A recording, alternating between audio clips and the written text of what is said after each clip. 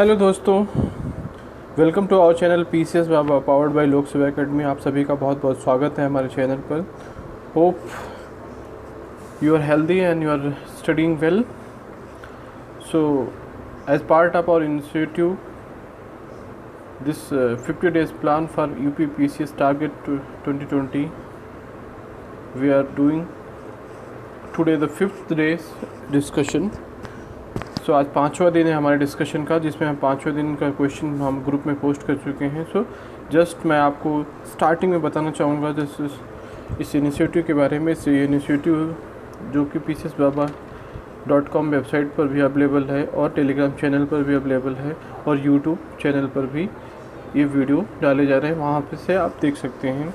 ये बहुत ही अच्छा इनिशिएटिव है जो कि पूरा प्रैक्टिस करवाता है पूरे सिलेबस को, including current affairs plus all the main subjects and important questions which covers important topics, not only questions, just focus on the topics and the methodology or the logic behind this whole course, then you will get the most benefit of this initiative।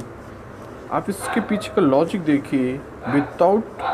So it's my earnest request, मैं आपसे request करता हूँ कि ये initiative आपकी तैयारी को बहुत ही पुख्ता करेगा और आपको कोई रोक ही नहीं सकता अगर आपने पूरा सिलेबस कवर किया हुआ है और आपने क्या प्रीलिम्स ना क्लियर हो। Just practice this initiative for last 50 days honestly, ठीक है दोस्तों।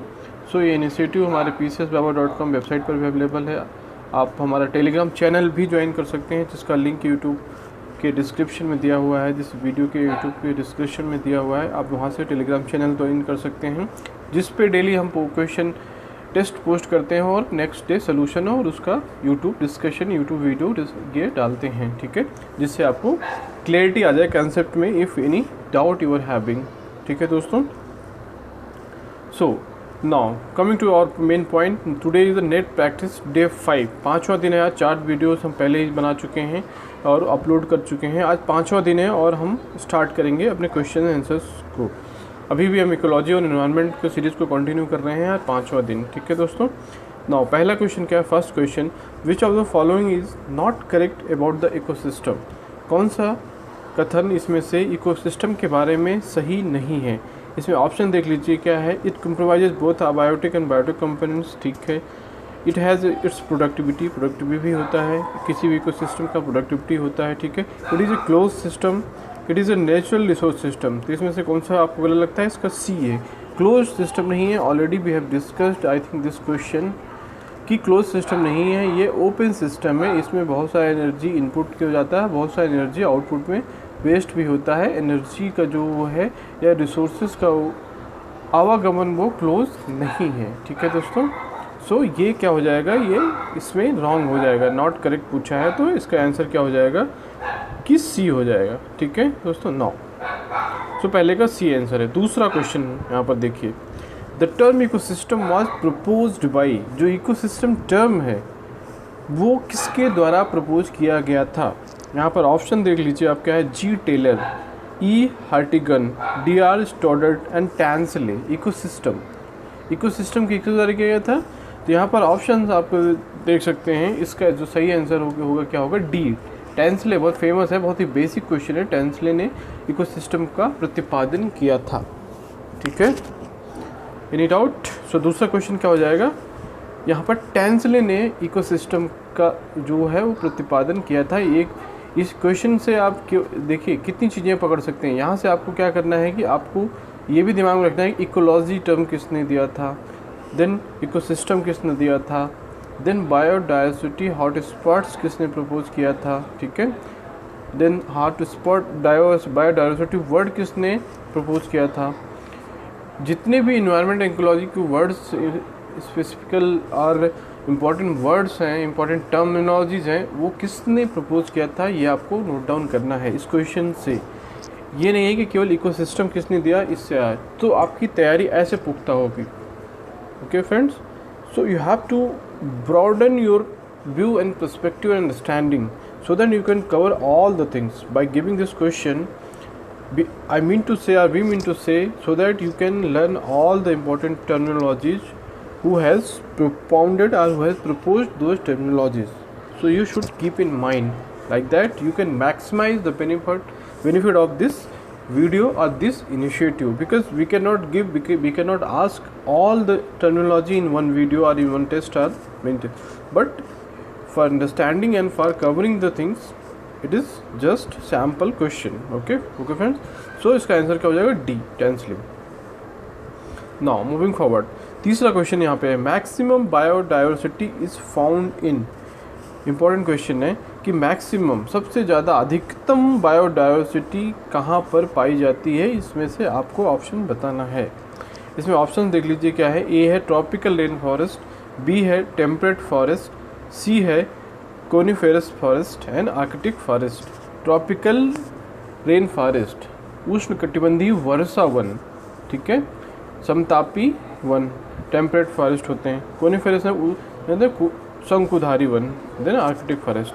जिसका आंसर क्या हो जाएगा, आपको जैसे पता है कि सब डाइवर्सिटी सबसे ज़्यादा कहाँ पाई जाती है? Near equator. इक्वेटर के नज़दीक सबसे ज़्यादा बायोडाइवर्सिटी पाई जाती है, क्योंकि वहाँ पर सबसे ज़्यादा बारिश और ह्यूमिडिटी होती है और सबसे ज़्यादा ह्यूमस क्रिएट होता है, इसलिए बायोडाइवर्सिटी भी सबसे ज़्यादा इक्वेटर के पास पाई जाती है. ट्रॉपिकल रीजन्स में सबसे ज़्यादा डाइवर्सिटी होती है, वो भी. इसमें ऑप्शन आप देखेंगे जब पता चलेगा, तो आपको ट्रॉपिकल रेन फॉरेस्ट में maximum biodiversity is found in tropical rain forest. तो इसका आंसर हो जाएगा ए. बट कंसेप्ट आप समझिए कि जब भी इक्वेटर से आप दूर जाएंगे, सपोज दिस इज़ इक्वेटर से जैसे ही या तो नॉर्थ जाएंगे या तो साउथ जाएंगे, तो डाइवर्सिटी जो है वो बायोडाइवर्सिटी वो घटती जाती है. It will decrease from equator to pole in both direction, whether is south pole if you are north pole.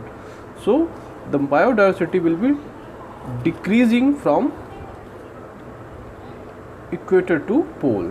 Okay, so maximum at then pole पे क्या होगा, जो ध्रुवों पे होगा वो मिनिमम डाइवर्सिटी पाई जाती है. ठीक है दोस्तों, यहाँ पर एक्सप्लेनेशन आप देख लीजिए, मैं जस्ट उसको थोड़ा सा इलेबोरेट किया कि the maximum biodiversity found in tropical forest they extend from 10 degree north 10 degree latitude, north to 10 degree latitude. ठीक है, the area has a suitable condition for growth and development of flora and fauna. It has heavy rains and high temperature throughout the year. Heavy rain होता है वहाँ पर और high temperature हमेशा होता है. That's why it is optimum bio. Okay, now चौथा question यहाँ पे देख लेंगे. The richest biodiversity is found in, सबसे ज़्यादा रिचेस्ट कहाँ से पाई जाती है? इसमें ऑप्शन क्या क्या है? Silent Valley, Kashmir Valley, Valley of Flowers and Surma Valley. Option देख लीजिए. इसमें से आपने पूछा है कि इंडिया के कंटेस्ट में पूछा गया क्वेश्चन है कि साइलेंट वैली कहाँ पे है, आपको पता होना चाहिए. साइलेंट वैली कहाँ पे है, देन कश्मीर वैली कहाँ पे है, देन वैली ऑफ फ्लावर्स कहाँ पे है, देन सुरमा वैली का. साइलेंट वैली केरला में है. ठीक है, इसको आपको दोस्तों ये पता होना चाहिए. कभी कोई ऐसे भी पूछ लेता है कि where is Silent Valley is situated, या साइलेंट वैली घाटी जो है वो कहाँ पर स्थित है, तो शांति घाटी इसको बोलते हैं. तो इसका साइलेंट वैली क्या है कि ये कहाँ पे है? केरला में है. कश्मीर वैली आपको पता है, Jammu Kashmir. Then Valley of Flowers कहाँ है? उत्तराखंड में है. ठीक है, सुरमा वैली भी आप देख लीजिए कहाँ पे है. जिसका आंसर क्या हो जाएगा? ए हो जाएगा, क्योंकि मैक्सिमम बायोडाइवर्सिटी हमारी कहाँ पाई जाती है? इंडिया के कंटेस्ट में याद रखिएगा वेस्टर्न घाट्स पे पाई जाती है. Maximum diversity is found at western Ghat, पश्चिमी घाट पर पाई जाती है. ठीक है, पश्चिमी घाट के वे जो केरला वाला रीजन है, ये तमिलनाडु वाला रीजन जो भी है, कर्नाटका वाला रीजन है, मतलब जो भी है वेस्टर्न घाट्स के नीचे स्टेट्स हैं, उसमें सबसे ज़्यादा वो पाई जाती है डाइवर्सिटी. ठीक है, उस हिसाब से इस यहाँ पे आप देखेंगे तो इसका आंसर हो जाएगा साइलेंट वैली जो केरला में है, वो उसका आंसर है. ठीक है, चौथा क्वेश्चन. नाउ पांचवा क्वेश्चन देखते हैं. Fifth question, the author of tomorrow's biodiversity is. Tomorrow's biodiversity एक बुक है, उसके ऑथर कौन है? ये पूछा गया क्वेश्चन है, इंपॉर्टेंट क्वेश्चन है. ठीक है, इसमें ऑप्शन देख लीजिए, ये फैक्चुअल है, आपको इसको याद करना पड़ेगा. It may be asked in UP PCS because they are repeating many questions.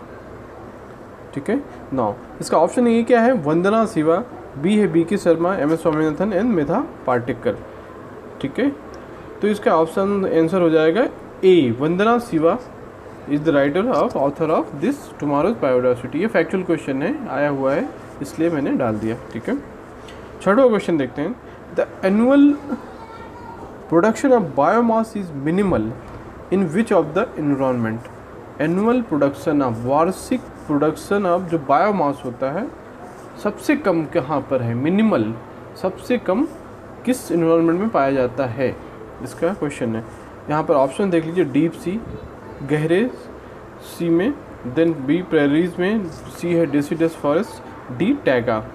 कहाँ पे सबसे कम एनुअल प्रोडक्शन ऑफ बायोमास होता है, ठीक है। तो इसका आंसर देख लीजिए, इसका आंसर है डीप सी। जो गहरे समुद्र होते हैं वहाँ पर डाइवर्सिटी या जो भी फ्लोरा एंड फौना है वो बहुत कम होते हैं, तो उनका जो एनुअल बायोमास प्रोडक्शन होता है वो भी बहुत कम होता है, ठीक है। यहाँ पर एक्सप्लेनेशन देख लीजिए, यहाँ पर दिया हुआ है कि biomass production for biomes given in options. Deciduous forest का क्या है 1200 ग्राम पर स्क्वायर पर मीटर पर ईयर, ओके, सब 1200 ग्राम। टैगा का 800 ग्राम है, प्रेरीज का 600 ग्राम है, और डीप सी का नेग्लिजिबल है। डीप सी क्या है, नेग्लिजिबल है, बहुत कम फ्लोरा और फौना पाया जाता है वहाँ पे, ठीक है। तो उसका जो है एनुअल प्रोडक्शन ऑफ बायोमास है that is very less, that is it is called as minimal production of biomass, okay friends. सबसे ज़्यादा कहाँ पे होता है, ट्रॉपिकल रेन फॉरेस्ट का जो है वो बायोमास सबसे ज़्यादा होगा, ओके, ठीक है दोस्तों, समझ गए। अच्छा क्वेश्चन है। नाउ 7th क्वेश्चन देखते हैं यहाँ पे, as an ecosystem wetlands are useful for which of the following. जो वेटलैंड्स हैं हमारे, आर्द्र भूमियाँ जो हैं, वेटलैंड्स, ये इंपॉर्टेंट क्वेश्चन है। वेटलैंड्स बहुत इंपॉर्टेंट है, कभी कभी पूछा जा रहा है यहाँ पे, वेटलैंड कन्वेंशन भी हुआ है, ठीक है। तो इसमें पूछ क्या रहा है, useful for which of the following. तो ए ऑप्शन क्या है, for nutrient recovery and recycling, nutrient जो भी हैं उनका रिकवरी और रिसाइकलिंग के लिए, चक्र के लिए। For releasing heavy materials through absorption by plants, ठीक है। In reducing siltation of rivers by retaining sedimentation, all of the above. इसमें देखिए जो वेटलैंड्स का काम है बहुत ही व्यापक होता है, बहुत ही यूज़फुल होता है हमारी डाइवर्सिटी को या इन्वायरमेंट को, या हमारी जो क्लाइमेट चेंज है उसको प्रिवेंट करने के लिए। बहुत सारे, ये क्या है कि जो रिसाइकलिंग और जो न्यूट्रिएंट्स की रिकवरी के भी काम करता है वेटलैंड। ये क्या है, एब्जॉर्बेशन को बढ़ाता है, जो भी हमारे मेटल्स हैं, ठीक है, heavy metals through absorption by plants, ठीक है, ये भी हमारे वो करता है, ठीक। Introducing siltation of rivers by retaining sedimentation, ये सेडिमेंटेशन को अपने रखता है। तो क्या है कि जो सिल्टेशन होता है, जो नदियों में पानी जाता है, वो उसके साथ साथ जो सेडिमेंटेशन होता है उनके साथ जो भी मिट्टियाँ या जो भी कंकड़ लाए जाते हैं, जो भी वो लाए गए होते हैं, वो उसको रोकता है। तो इसमें ऑप्शन हो जाएगा डी, ठीक है। Now moving forward, 8th question, the most important factor contributing to the loss of vulture population. जो हमारा गिद्ध का पॉपुलेशन है वो उसके लॉस के लिए कौन सा सबसे इम्पॉर्टेंट फैक्टर है। गिद्ध के पॉपुलेशन कम हो रहा है ना, हमारे वल्चर जो भी कहते हैं, जो भी जो जंगली जो मरे हुए जीवों को खाते हैं उनको वल्चर बोला जाता है, वल्चर कैटेगरी में।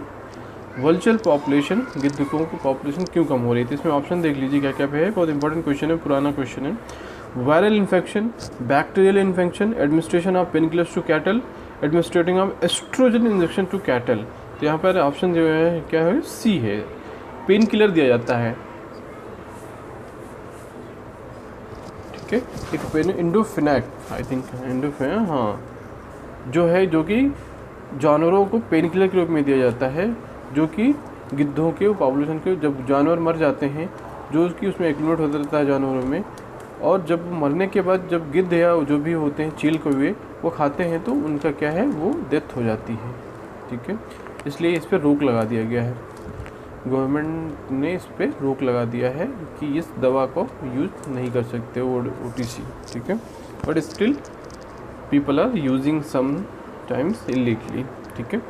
नौवां question, 9th question, which painkiller given to cattle is, as we were discussing, same question के अगेन अपीयर्ड।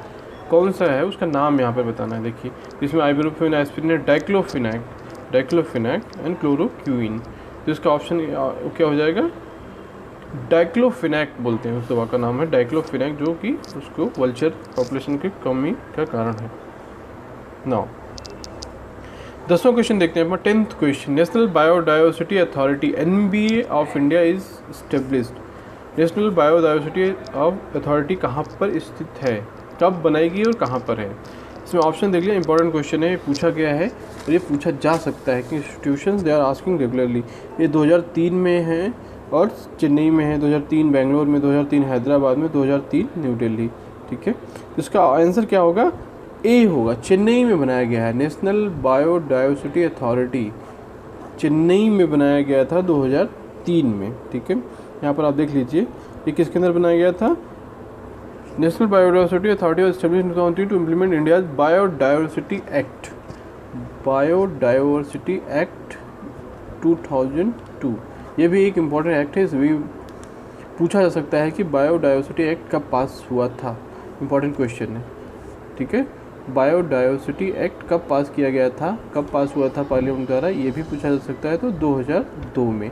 ये भी आप दिमाग में रखिएगा, इम्पॉर्टेंट क्वेश्चन है और ये बहुत ही इन्वायरमेंट से रिलेटेड चीज़ों में बहुत ही इम्पॉर्टेंट रोल प्ले करता है बायोडाइवर्सिटी एक्ट। ठीक है, तो इसका आंसर क्या हो जाएगा? ए, 2003 Chennai. Now moving forward, 11th question, which of the following gases is most important for green house effect. आपको इसमें से बताना है कि कौन से सबसे ज़्यादा जिम्मेदार हैं ग्रीन हाउस गैस इफेक्ट के लिए।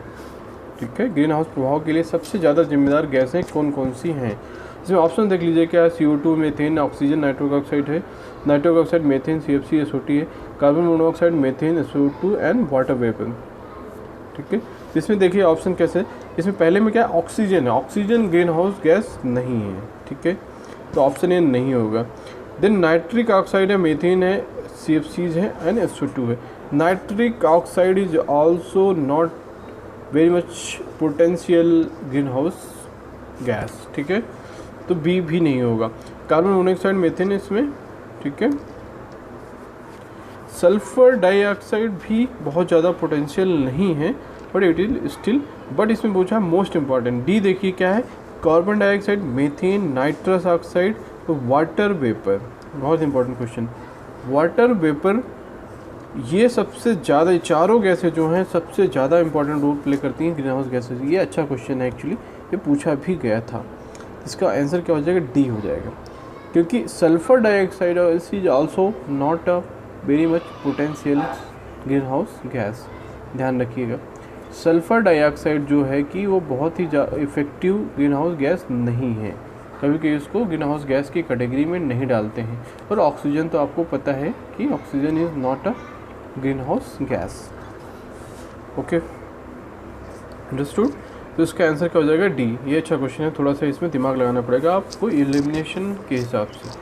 9 12th क्वेश्चन यहाँ पर देखेंगे, which of the following is known as carbon negative country in the world. Carbon negative बहुत इंपॉर्टेंट, कार्बन नेगेटिव कंट्री से आप क्या समझते हैं कि जितना उसका कार्बन इमिशन है वो उससे ज़्यादा कार्बन डाइऑक्साइड को क्या करता है? एब्जॉर्ब करता है, मिटिगेट करता है, उससे ज़्यादा ऑक्सीजन पैदा करता है। कार्बन नेगेटिव है कि ओवरऑल जो हमारा है जो लगी कार्बन डाइऑक्साइड हम क्या है कि बढ़ाते हैं, हमारा क्या पॉजिटिव में है, हम ग्रीन हाउस गैसेस को कितना टन कार्बन डाइऑक्साइड ऐड कर रहे हैं इन्वायरमेंट में, क्योंकि लेकिन क्या है कार्बन नेगेटिव कंट्री है कि जितना इसका फैक्ट्रीज से जितनी चीज़ें हैं, बसेस से हैं, जितने भी फॉसिल फ्यूल्स को बर्न करने से हम ग्रीन हाउस गैसें या CO2 या जो भी वो कर रहे हैं उससे ज़्यादा वो कार्बन डाइऑक्साइड को एब्जॉर्ब करने की क्षमता रखता है। ठीक है, so that's why it is called as carbon negative country. तो इसमें ऑप्शन क्या है? भूटान। भूटान एक बहुत ही अच्छा कंट्री, छोटा सा कंट्री, अपना पड़ोसी देश भी है। ये यहाँ पे क्या हैप्पीनेस इंडेक्स भी जारी करता है और ये कार्बन नेगेटिव कंट्री है। ठीक है दोस्तों।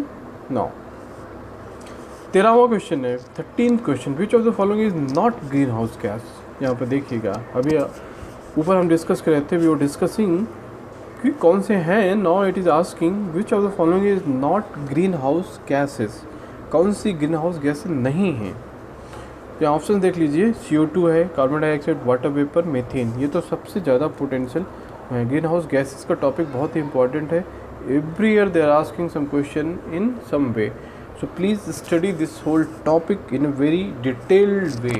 What are the gases, which is the most potential, what is the percentage of greenhouse gases, okay, like that all the things you just study carefully.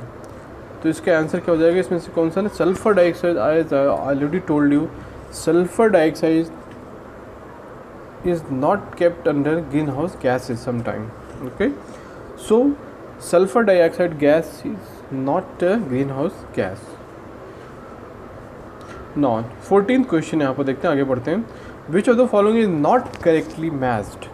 एक तरफ ग्रीन हाउस गैसेज दिया हुआ है, then source दिया हुआ है. Okay, carbon dioxide thermal power station है. As you know, thermal power station मतलब वहाँ पे क्या होता है, कोल बर्न होता है. कोल बर्न होगा तो carbon dioxide definitely it will emit. Okay, so A is match. Chlorofluorocarbon, automobile. Chlorofluorocarbons क्या है, CFCs क्या है, किसके लिए आपको पता होगा, बहुत इंपॉर्टेंट टर्म है. ये ओजोन लेयर डिप्लीशन के लिए जिम्मेदार हैं. They are responsible for ozone layer depletion. आपको पढ़ा होगा मॉन्ट्रियल प्रोटोकॉल के अंदर जो क्लोरोफ्लोरोकार्बन्स हैं उनको बैन किया गया है. बट यहाँ पे क्या दिया हुआ है कि इनका सोर्स ऑटोमोबाइल है. ऑटोमोबाइल इनका सोर्स नहीं होता. ऑटोमोबाइल के द्वारा मतलब जो हमारी गाड़ियाँ हैं, कार्स हैं, जो भी ट्रक्स हैं, उनके द्वारा पेट्रोल बर्न करने या डीजल बर्न करने से CFC नहीं पैदा होता. इट इज़ सेकेंडरी पॉल्यूटेंट जो कि पैदा कैसे होता है, जो भी हमारे कूलेंट्स हैं, जो भी AC फ्रिजेज जो भी हमारे चलते हैं उसमें जो कूलिंग के लिए यूज़ किया जाता है सब्सटेंस, ये उसके लिए यूज़ किया जाता है. उसके द्वारा हमें CFCs पैदा होते हैं. ठीक है, तो यहाँ पर ये बी नहीं मैच है. इसी देख लीजिए, nitrous oxide water lock paddy fields में नाइट्रस ऑक्साइड होता है क्योंकि उसमें नाइट्रोजन होता है. सल्फर डाइऑक्साइड ब्रिक किल्स में होते हैं, जो ईंट के भट्टे या जो भी होते हैं वहाँ पर सल्फर डाइऑक्साइड भी होता है क्योंकि कोल बर्न होता है. ठीक है.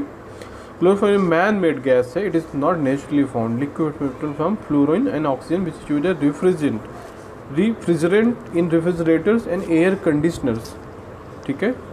As I already told you, CFCs are responsible for ozone layer depletion. Ozone layer depletion से रिलेटेड कौन सा प्रोटोकॉल है, Montreal protocol. Please keep in mind all those protocols which is responsible for which gas और विच protocol. ठीक है दोस्तों.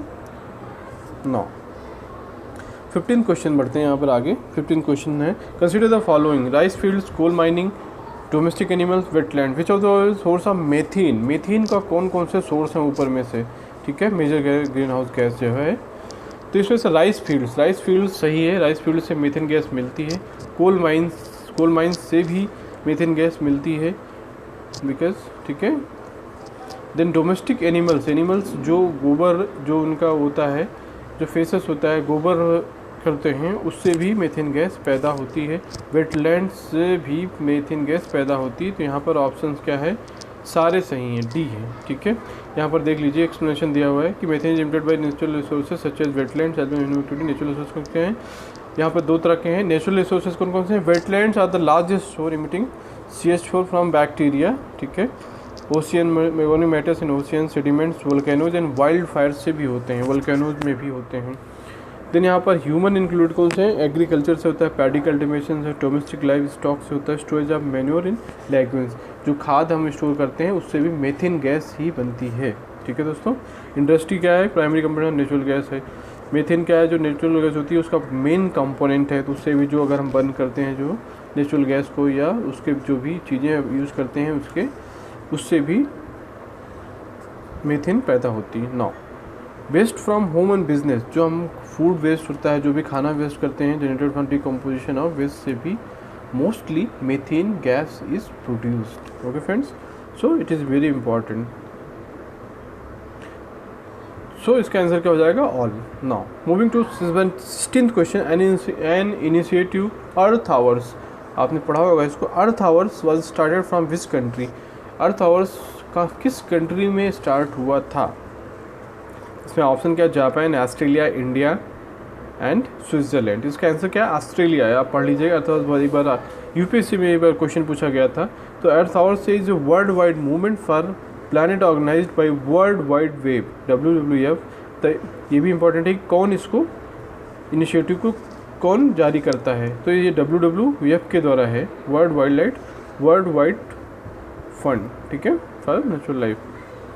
Event is held worldwide annually, encouraging people to turn off their non-essential lights for 1 hour from 8:30 to 9:30 PM towards the end of March.